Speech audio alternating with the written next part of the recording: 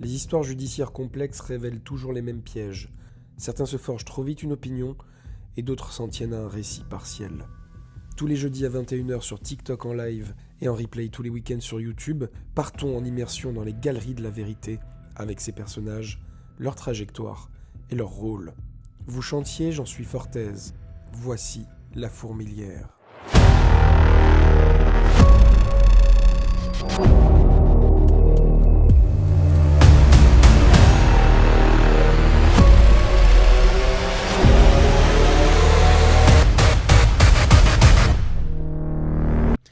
Bonjour à toutes et à tous et bienvenue les fourmis. Dans ce deuxième épisode consacré au voisinage, nous allons retracer les témoignages, les anecdotes, mais aussi les perceptions de ceux qui ont côtoyé au plus près le quotidien du couple Jubilard. Nous allons tenter de reconstituer l'atmosphère du quartier et de comprendre comment un drame peut être vécu et interprété par ses plus proches protagonistes. Juste avant de démarrer, je voulais vous dire merci pour votre soutien, vos messages et vos commentaires. Merci pour votre bienveillance, merci pour vos critiques qui feront de La Fourmilière une série d'épisodes qui sera de plus en plus plaisante à écouter, je l'espère. Merci à Corbeau Blanc d'avoir été notre hôte surprise en fin d'épisode. Vous retrouverez évidemment les vidéos de Corbeau Blanc dans l'affaire Jubilard, mais pas que, sur son compte YouTube. Aujourd'hui, et cela devient une habitude, l'objectif n'est pas de juger, mais d'adopter une lecture plus distanciée et plus nuancée. Nous voulons éviter la caricature et nous approcher autant que possible de la complexité de cette affaire. Mais d'abord, rappelons-le, Cédric Jubilard est à l'heure où l'on parle, présumé innocent au regard de la loi. Il a été condamné à 30 ans de réclusion criminelle, en première instance, pour la disparition et le meurtre de sa femme Delphine. L'affaire pourrait connaître un tournant lors du procès en appel attendu début d'année 2027. Vous écoutez les dossiers de La Fourmilière, épisode 2, le voisinage des Jubilards. Dans l'affaire Jubilard, il existe une figure discrète et pourtant déterminante, le voisinage.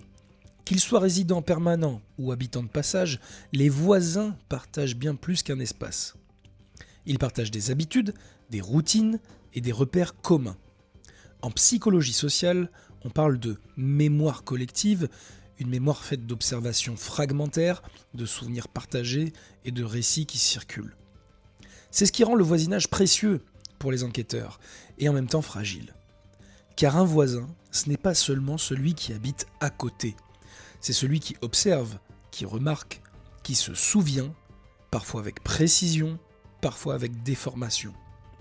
Le voisinage fonctionne aussi comme un réseau de micro-observations, imparfaites par nature, car soumis à l'émotion, au temps, et à ce qui vient après, la rumeur, le commentaire, la médiatisation. Dans les années 20, le sociologue français Maurice Halbwachs montrait que nos souvenirs ne sont jamais purement individuels, mais façonnés par le groupe. Et dans les années 60, l'urbaniste américaine Jane Jacobs décrivait le voisinage comme un système de yeux de la rue où l'on observe, surveille et régule le quotidien. Deux approches qui éclairent encore aujourd'hui la manière dont les témoignages se construisent. Le but ne sera donc pas de charger ou de décharger quelqu'un, mais de comprendre comment ce voisinage devient une pièce au dossier. Comment un témoignage naît et se fixe, comment il résiste et se contredit parfois, comment il devient un élément clé pour l'enquête à venir. Mais pour comprendre ce qu'il se passe à Cagnac-les-Mines en décembre 2020, il faut remonter avant la disparition, avant même que le couple Jubilard s'installe dans cette maison tristement inachevée. Parce que la relation au voisinage, elle n'est pas le 16 décembre 2020, elle se fabrique aussi sur des années, et elle influence consciemment ou non notre façon d'appréhender les comportements de chacun. En 2007, nous sommes dans le quartier Atlantis, dans la banlieue d'Albi. C'est là où démarre le début de vie commune de Cédric et Delphine. Nous sommes au début de la vie étudiante de Delphine, qui passe son diplôme d'infirmière. Lorsqu'ils s'installent, le couple traverse déjà quelques complications. Dans l'entourage de Delphine, certains s'interrogent sur les activités de Cédric et évoquent des soupçons de petit trafic. Des éléments que Delphine refusera d'entendre. Et puis il y aura un dîner de famille où Cédric racontera fièrement avoir participé à un vol de matériel durant sa mission d'intérim. Cette perception participe déjà en arrière-plan à l'image que certains se feront de Delphine et Cédric. Puis vient 3 ans de vie à Arthès, cette commune de 2500 habitants à l'est d'Albi, posée le long du Tarn et qui sera la dernière adresse connue du jeune couple. On n'est pas dans la même configuration, on n'est pas dans la même topographie, on n'est pas dans le même environnement et surtout, on n'est pas dans la même scène sociale. À Arthès, les relations de voisinage existent et elles ont déjà leurs tensions. C'est là qu'on retrouve l'un des premiers motifs qui vont revenir encore et encore dans cette affaire parce qu'il dit quelque chose de très concret, les chiens. Le jeune couple a des Charpés, une race de chiens de taille moyenne, robuste, compacte, aux poils très courts, facilement reconnaissable aux plis qui caractérisent sa tête et son pelage. À ce moment, les Jubillards ont un chien mâle qui s'appelle Gnocchi, non castré, et ce chien, c'est Cédric qui le dresse, et il lui obéit au doigt et à l'œil, même si les méthodes sont discutables. Dans le quartier, ce mâle baroude, comme le dit Cédric, il se balade, sème le trouble et crée les premiers conflits de voisinage.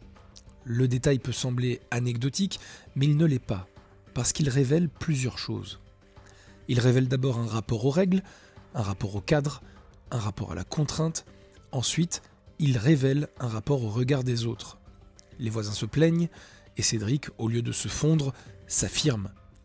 Il assume une forme de « je fais ce que je veux ».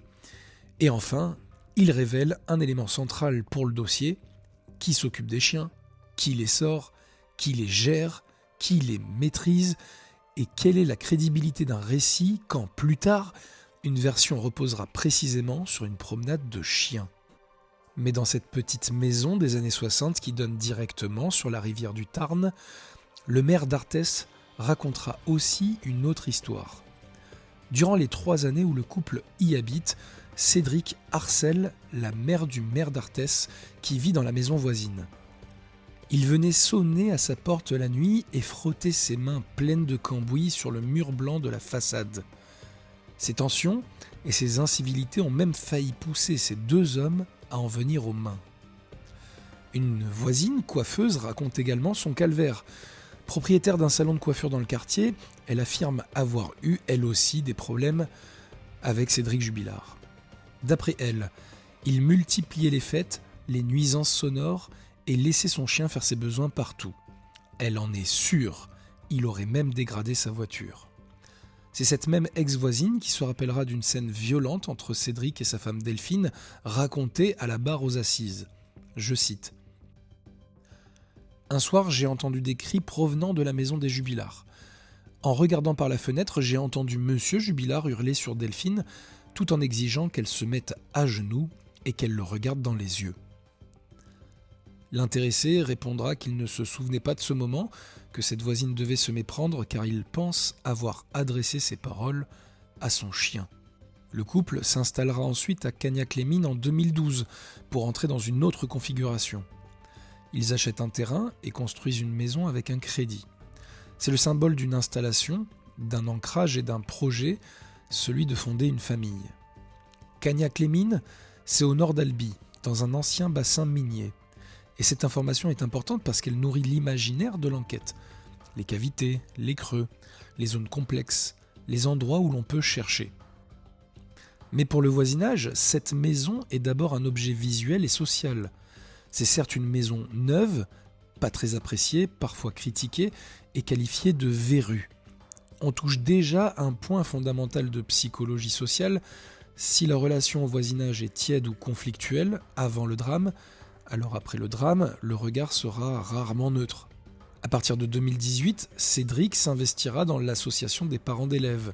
C'est une étape importante parce que Cédric sort du cercle maison-couple et ça le met dans un espace collectif de proximité. Et ce que décrivent les sources, c'est un homme compliqué à gérer, un homme qui veut faire à sa manière, un homme qui peut obtenir des résultats mais qui crée des frictions. Un premier lot de témoignages nous racontera qu'il battra le record de vente de tickets de tombola en faisant le tour du voisinage avec une vente agressive. Certains riverains iront se plaindre à la mairie. Deuxième témoignage, il va tenir un stand merguez frites en juin 2019, mais le joint qu'il manipule le rend nonchalant et va même le rendre agressif. Il sortira de ses gonds lorsque les personnes lui demanderont d'aller plus vite et il criera « Si vous n'avez pas le temps, allez voir ailleurs ». Il y a aussi cette histoire de jeu où il faut deviner le poids exact d'un panier contenant un jambon à l'os. Il trichera pendant un moment d'inattention et donnera le poids exact au gramme près. Une petite embrouille émerge avec l'organisatrice qui refusera de lui remettre le prix. Et enfin, il y a cet épisode où il va venir déguisé en personnage de Casa de Papel, masque à gaz sur la tête, dans une tenue qui va choquer et amuser à la fois. Mais cela dit surtout une chose, Cédric veut exister, provoquer, marquer, se rendre visible. Évidemment, tout cela ne prouve aucun crime, mais tout cela fabrique une image. Et quand une affaire éclate, l'image préexistante devient un filtre. Ce filtre est humain, pas judiciaire. Le voisin ne se transforme pas en enquêteur rationnel le jour où la gendarmerie arrive. Le voisin reste un humain avec une mémoire, une impression, une histoire relationnelle. Et c'est pour ça que les témoignages de voisinage sont à la fois précieux et délicats. Et puis, il y aura ce 6 août 2020, cet épisode très important parce qu'il montre une rupture dans la dynamique du couple Jubilard et qui catégorisera la montée en tension et la rupture entre Cédric et Delphine, elle qui est connue pour son calme et sa discrétion d'après ses proches. Ce jour-là, à 11h, une Peugeot est retrouvée mal garée en plein centre-ville de Cagnac. La gendarmerie arrive au domicile des Jubilards, frappe à la porte. Delphine, elle, se repose après une nuit de garde. Cédric est absent, elle leur ouvre et apprend la nouvelle. C'est la goutte de trop. C'est la voiture de Cédric qui est encore tombée en panne et qui risque à nouveau une amende alors que les finances du couple sont justes. Dans cette conversation, Delphine explose, menace de partir et Cédric, lui, retiendra qu'un départ, mais pas le problème de fond. Voici leur conversation. Les gendarmes viennent de passer encore une fois de plus, merci. Je vais vraiment me barrer et te laisser dans ta merde plutôt que de prendre pour toi. Ta 307 de merde gêne, si tu fais rien rapidement, c'est la fourrière. C'est pas comme si je t'avais pas prévenu. Bref, fais comme tu veux. Tu en auras pour plus de 500 boules si tu ne fais rien. Cédric. Tu veux vraiment partir ? Delphine. Oui, je vais partir quelque temps. Ce n'est plus la vie que je veux. Cédric. Je me demande qu'est-ce que j'ai vraiment fait. Delphine. Maison bidochon, voiture bidochon. Je vais pas te redire mes raisons. Cédric. Je me démène, mais ok, tu verras, j'en ferai plus. Ces échanges retrouvés sur le téléphone de Cédric sont importants parce qu'ils s'inscrivent dans une conflictualité dans le paysage de Cagnac-les-Mines. Cette scène de couple où la séparation est évoquée est une scène qui alimentera le dossier parce que la disparition intervient dans un contexte où le conflit est dans l'air. Mais cela ne s'arrête pas là. 3 jours plus tard, dans la nuit du 9 au 10 août, Delphine quitte le domicile contre ses habitudes pour une durée courte. Cédric s'en rencontre à minuit 40, tente de l'appeler, la cherche, demande à son amie Anne et va essayer de comprendre avec qui elle parle, car Delphine est en ligne sur son téléphone. Mieux encore, il ressemble à un certain scénario qui arrivera 4 mois plus tard. Cédric enverra ce message. « Tu es avec qui au téléphone ? Tu as vu l'heure ? Je remercie ta fille de m'avoir réveillé pour voir ça. » Delphine, elle, reviendra vers 1h du matin. Elle dira qu'elle était juste en contrebas de la rue pour regarder les étoiles. Elle s'était endormie. En décembre, Cédric ne se donnera pas la peine d'y jeter un coup d'œil, au cas où si elle aurait pris à nouveau cette habitude. Juste après cet épisode nocturne, la semaine suivante, le couple dîne en famille avec la famille de Delphine. Et Cédric va être odieux toute la soirée. Il passera ses nerfs sur son fils et sa fille, ce qui provoquera leur départ précipité. Là encore, ça ne prouve rien, mais ça dessine un profil relationnel, instabilité, impulsivité, agressivité verbale, capacité à basculer. Puis arrive le mois de décembre 2020. À ce moment-là, le voisinage change de statut. Avant, il était un décor, il va devenir un capteur. Un capteur de bruit et de lumière, de voitures et de gestes, de phrases et de comportements. Mais il restera un capteur humain, donc imparfait. Quand Delphine disparaît, les premières heures et les premiers jours de l'enquête sont très centrés autour de la maison. Les poubelles du quartier sont fouillées, leur ancienne adresse également, une maison inoccupée à quelques mètres aussi, et chacun recevra avec la nouvelle la visite et les questions des gendarmes. Ces fouilles ne donneront rien, alors on va aller plus loin. On fouille les alentours, la station d'épuration, les égouts, et même une mare, lorsque Cédric se confiera à une voisine et dira « ça serait idéal pour cacher un corps ». À ce stade de l'enquête, nous avons 3 hypothèses. Un départ de Delphine, un homicide volontaire ou une mauvaise rencontre suivie d'enlèvement et séquestration. Et déjà, on comprend quelque chose, c'est qu'au tout début de l'enquête, on ne sait pas, alors on explore, on collecte, on teste, et dans cette phase, les voisins vont devenir une sorte de checkpoint. Dans ce contexte, Delphine n'étant plus là, et Cédric étant la dernière personne à l'avoir vu, notre regard se portera tout d'abord sur lui. Il se produit un épisode, Cédric demande à une voisine de garder la maison, au cas où si Delphine reviendrait, pendant qu'il part s'installer avec ses enfants chez sa mère. La voisine refusera et dira « c'est mieux s'il y a personne au cas où si elle revient ». Rappelons qu'ici, Delphine est partie sans ses clés ni ses affaires. On arrive ensuite à un autre épisode, celui de la perquisition, la deuxième, du domicile des Jubillards. Cédric doit confier ses clés aux enquêteurs et il est question de l'avenir des 2 Charpais. Cédric abandonnera les chiens à leur sort, sans enclos et sans abri, car là où vit la maman de Cédric Jubillard, l'endroit n'y est pas propice pour vivre tous ensemble. Les chiens n'ont plus accès au sous-sol, la maison est placée sous scellé, et les plaques de verglas commencent à apparaître sur la peau des animaux.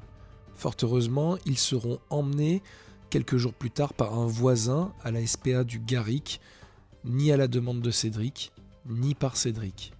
À partir de là, nous diviserons en 2 catégories le voisinage. Il y aura le voisinage proche, celui qui voit la façade, la rue, la voiture, la lumière, les passages.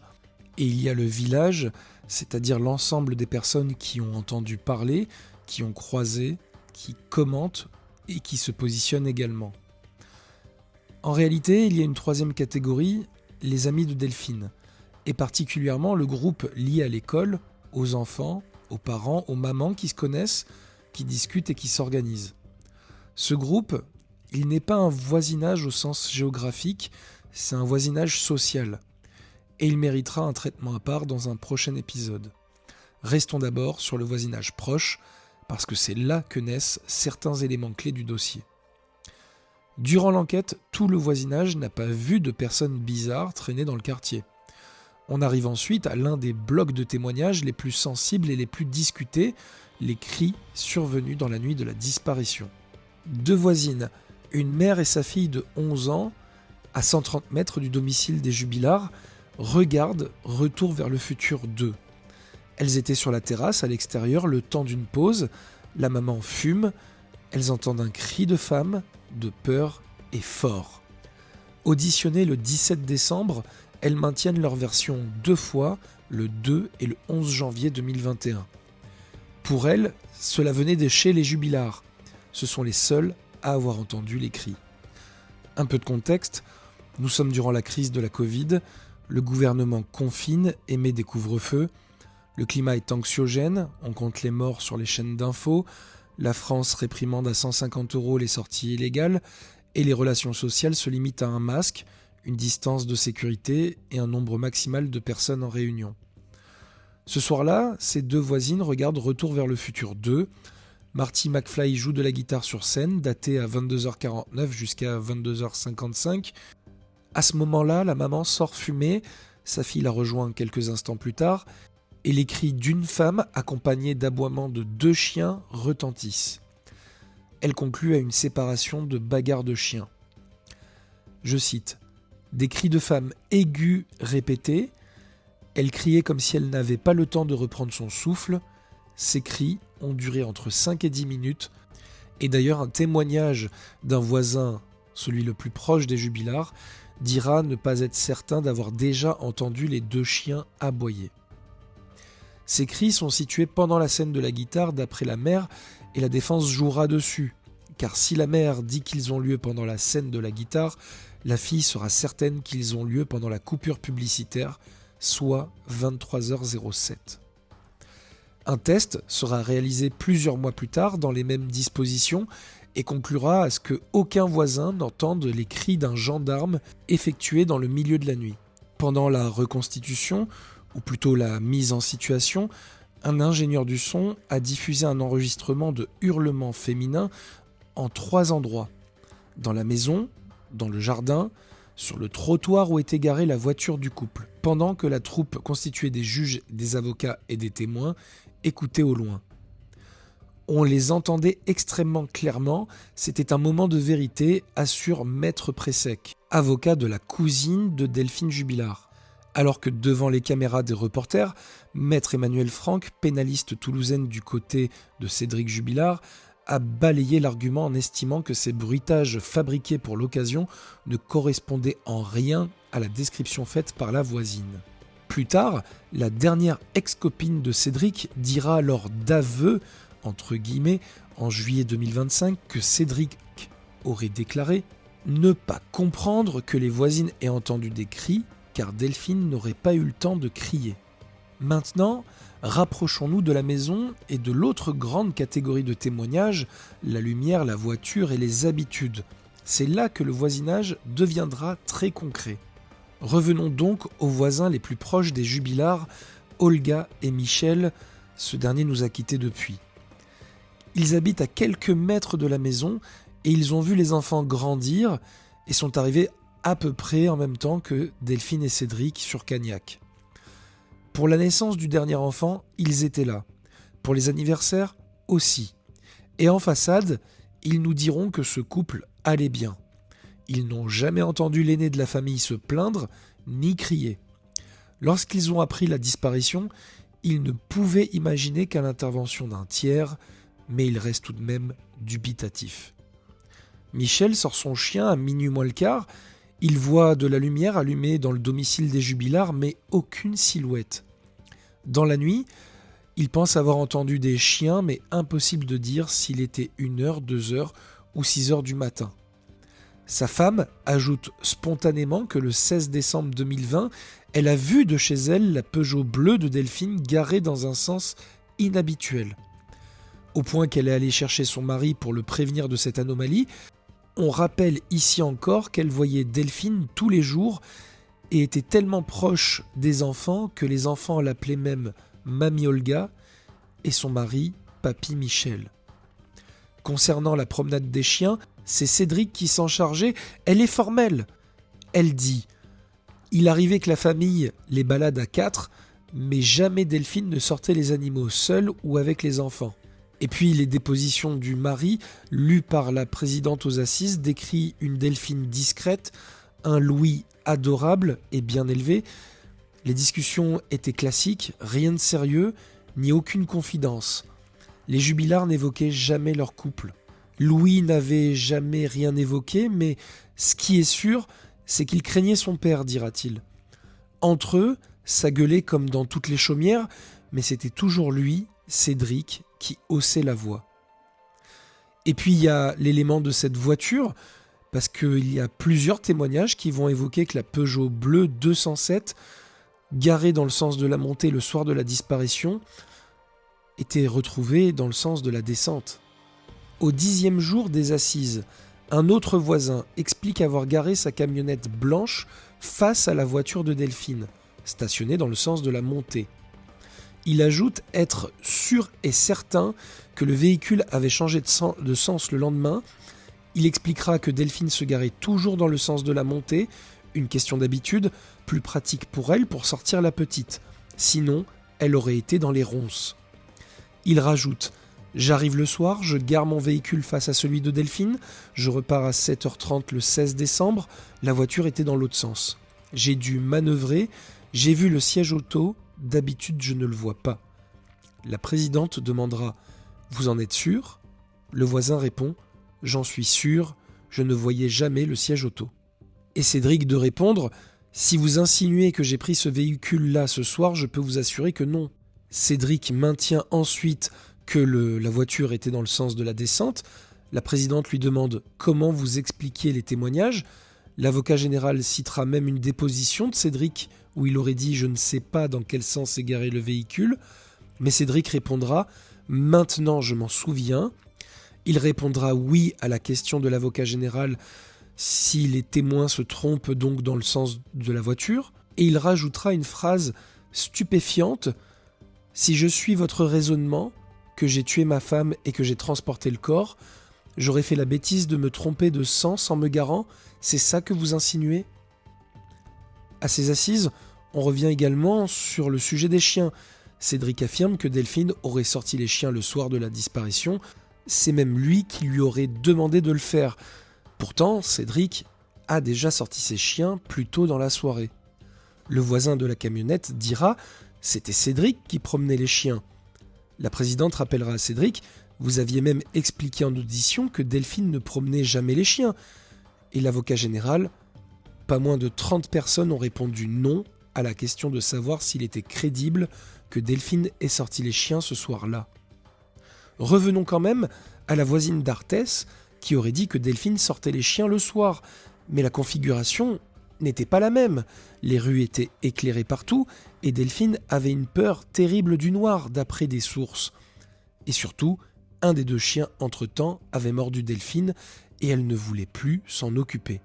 Enfin, il y a le témoignage sur le comportement de Cédric au matin avec la voisine proche qui dira qu'elle le voit donner des coups de pied dans les parpaings en répétant « Je ne voulais pas ça ». Elle décrit, je cite, « Il avait un regard qui me faisait peur » et quand elle propose son aide, il répondra « Je n'ai jamais besoin de personne, jamais, jamais ». À côté de ces éléments, il y a aussi tout un pan voisinage et pression sociale quelques semaines après la disparition de Delphine.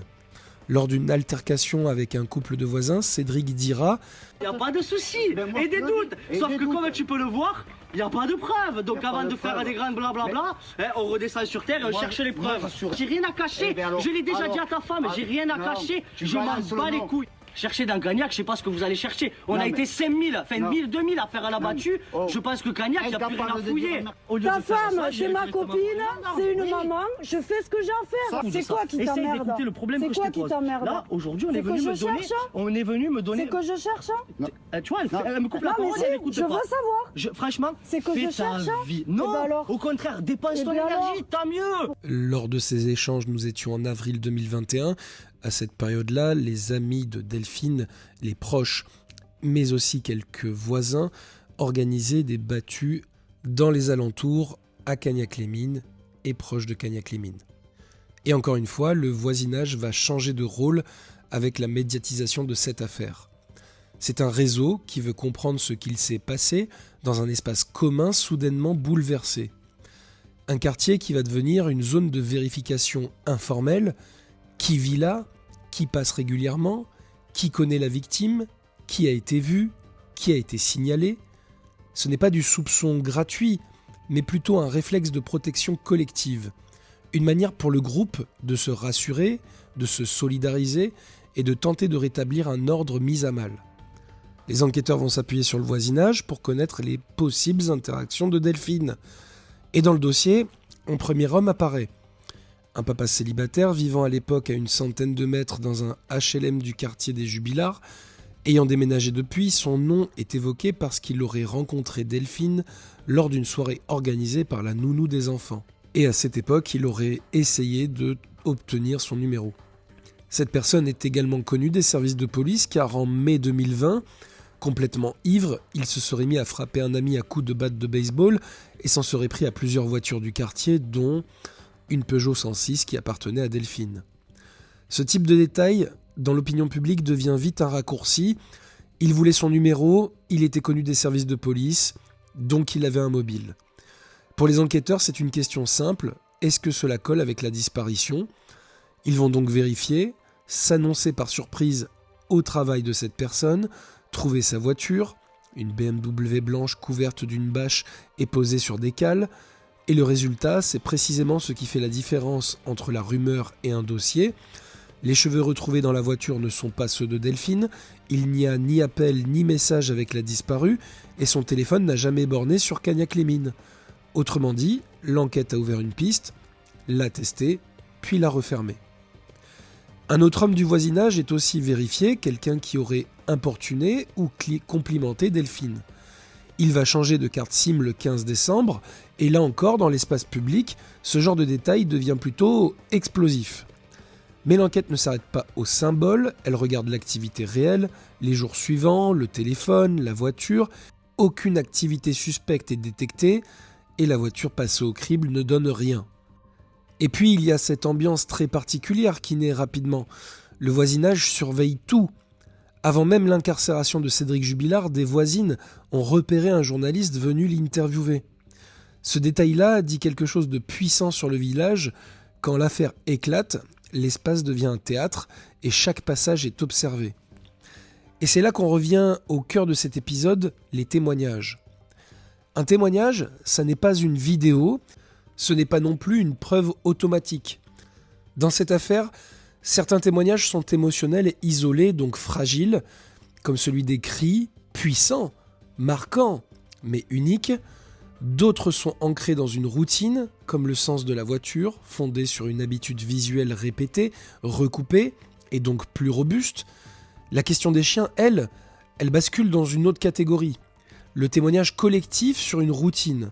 Qui promenait les chiens ? Et quand cette routine contredit la version de l'accusé, elle devient un point dur du faisceau. Enfin, les comportements observés, les coups de pied dans les parpaings, la phrase « je ne voulais pas ça », restent des témoignages interprétables, mais ils donnent une matière psychologique, un portrait et une cohérence possible. Et c'est précisément pour ça que le voisinage devient un personnage, pas un personnage parfait, pas un personnage neutre, mais un personnage collectif qui observe, qui retient, qui reconstruit et qui, sans le vouloir, participe à raconter la scène.